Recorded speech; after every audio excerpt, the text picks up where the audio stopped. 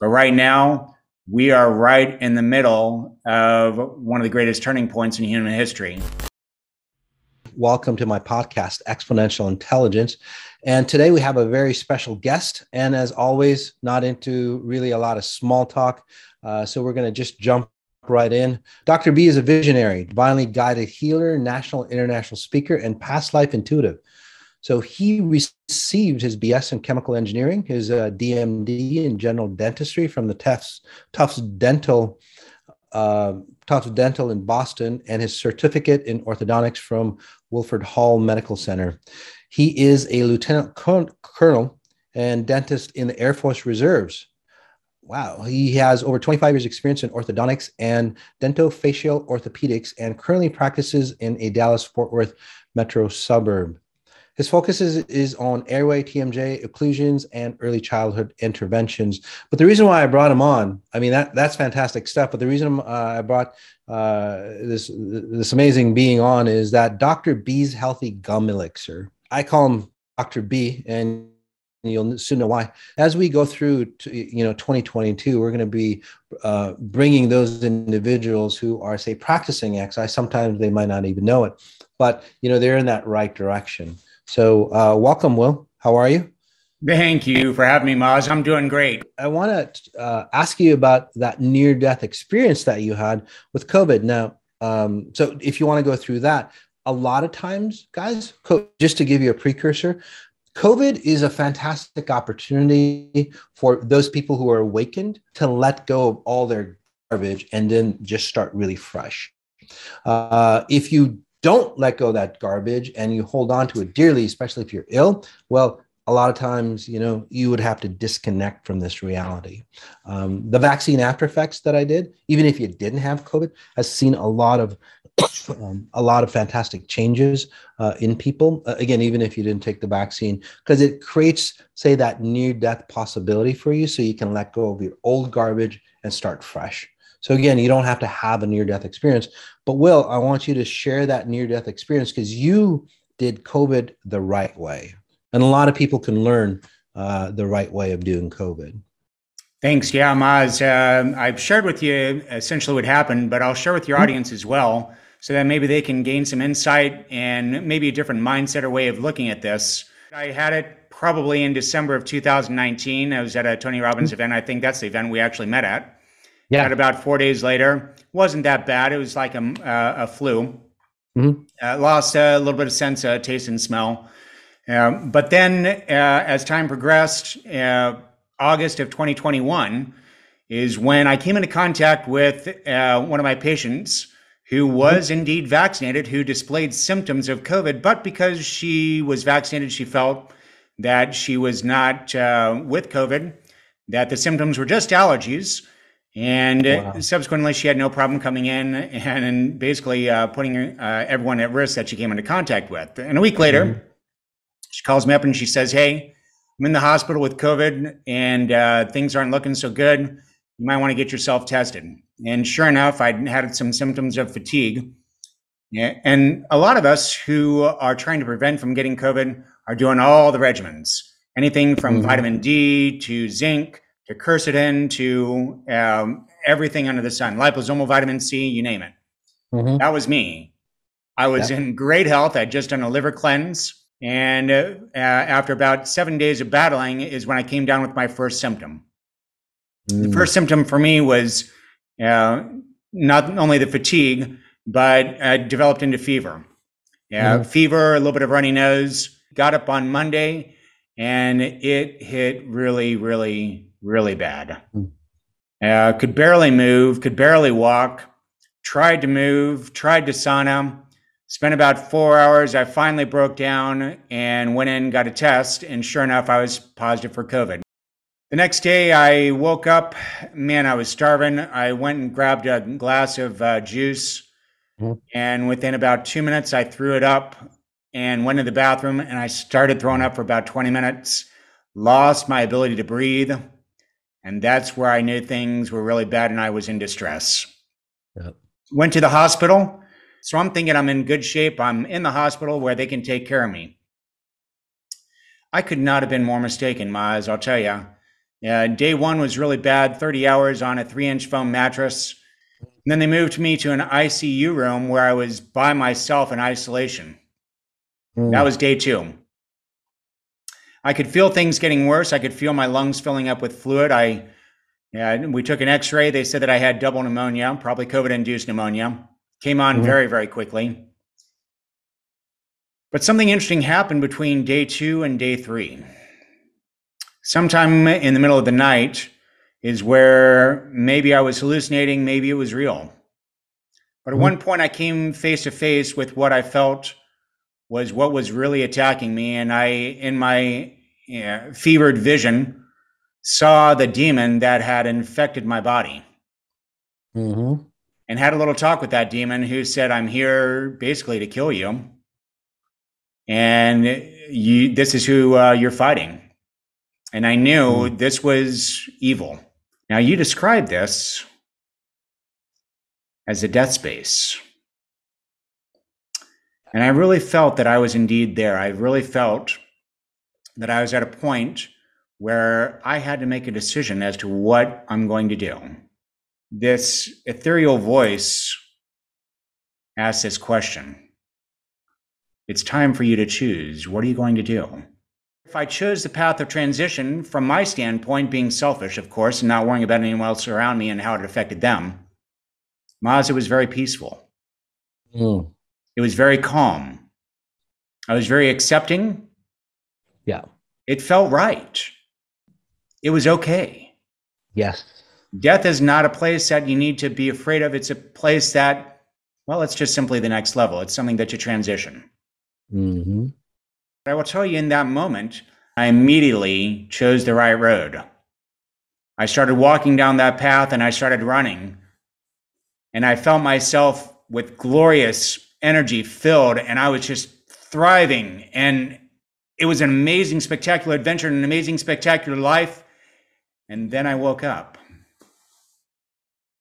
Interestingly enough, what I woke up to was my doctor coming in on his iPad because, they're doing teledoc medicine now, where the doctor visits everyone's room without actually physically being there. They roll him in, and he's right there on iPad right in front of me. And he says, "Hey, Dr. Beaber, how you doing?" I said, "Man, I feel great. I just had the greatest dream, and I'm doing great. I think I'm ready to get out of here." He says, "Yeah, about that.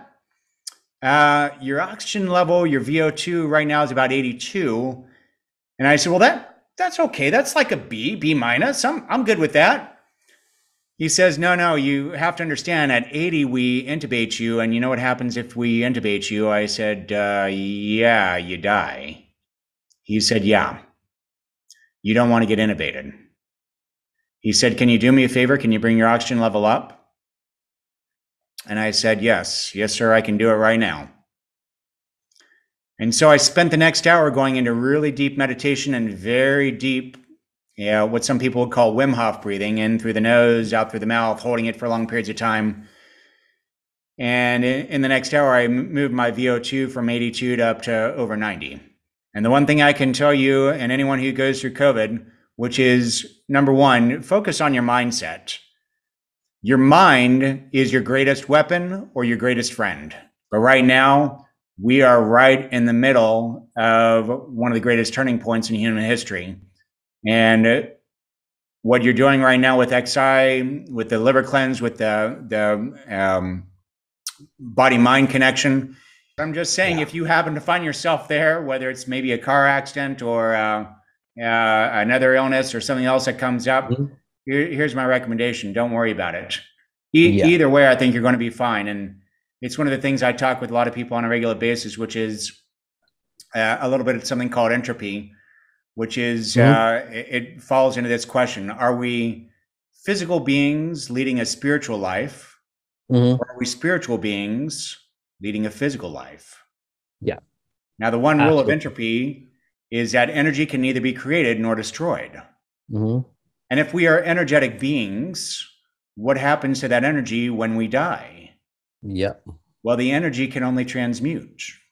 Yeah. So we have to energetically go somewhere. Mhm. And that's where I believe a lot in reincarnation. I believe a lot in past lives.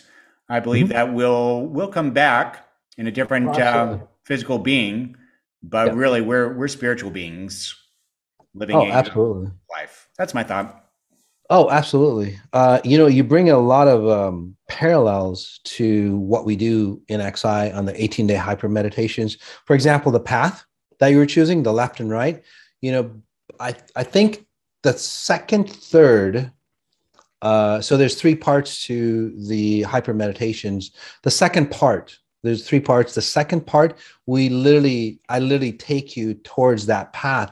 And although I don't call it a death space, it is a death space. The left side is usually the path where, well, it's not like you die. In your case, you die, but basically you go down your current path that you are. Makes sense. And I take you in, 2 years, 5 years, 10 years to till your death, see how it feels.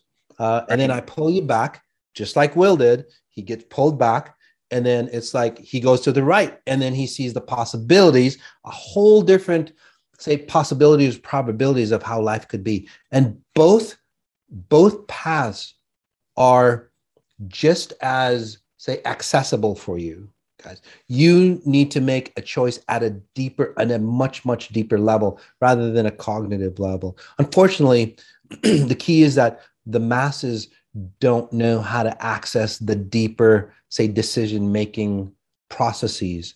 Most people do it at a physical level here between the ears, and that's only, say, 1% power. If you're accessing it like Will here, you're accessing it from a pure level of yourself, or your spirit level, and your spirit starts to, say, direct the movie again, not somebody else. Most individuals, they're allowing the government, their parents, their spouses, whoever's out there, media, to go, hey, you know what, I'm not a good director of my life, I'm going to let them direct it. So you've lost that capability, and you're just the surface layer sort of decision making. So those things, those images, those imagery, the concepts, and all that I create for you, XI, those are real processes, in visual form that I guess it's the physics of how your higher self would see your choices. Do Right. you want to die or do you want to live? So I just bring that into you in physical form without you having to go through a near death.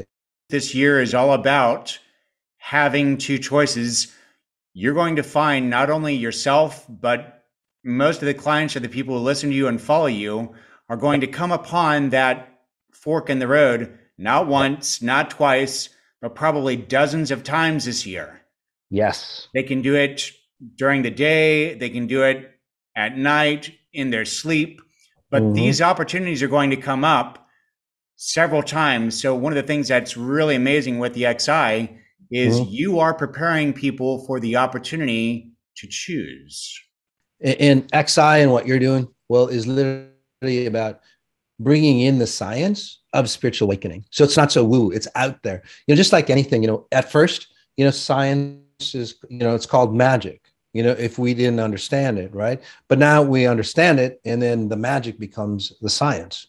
Right. Just like the way the planes fly, right? Or it's like nobody can do that. That's way out there. But it's everyday life now. So the selfishness, I want to get into that. The selfishness that you talked about, and it's not like, hey, I want all that for myself. But when you get to an awakened level, like you did, Will, away from the physical aspect of who you are, the limited self, selfish becomes a very different meaning. The other form that most people practice, and this is where control, sacrifice, and all that, they're very selfish. They find the emptiness that they are of from the 1%, or the time bound body. They're living out of the 1% that they are. So they need to be selfish and grab other people's identities, other people's money, other people's control, power, love, whatever it is, for themselves. So it's a very different frequency. So when you're talking about being selfish, it's basically selfless, because again, and I don't want to go into all that because that's just a whole nother lecture of its own. But so you do become, say, selfish in a very, very different way as you ascend higher, because again, it's all about you. But once you know about who you are, isn't it so easy just to touch someone? And I can see in your, in your practice, well, you're not just helping people with TMJ and, all this other stuff with Dr. B's elixir. You're actually helping them when you touch them and your presence is there. I can even feel it, from this meeting. It's that presence that you have that really goes, wow, he's really found himself. I want to do that. He's showing me the path, and that's the light that you want to share with somebody. So I have to hand it to you, buddy. It's amazing. Thank you. Thank you for that.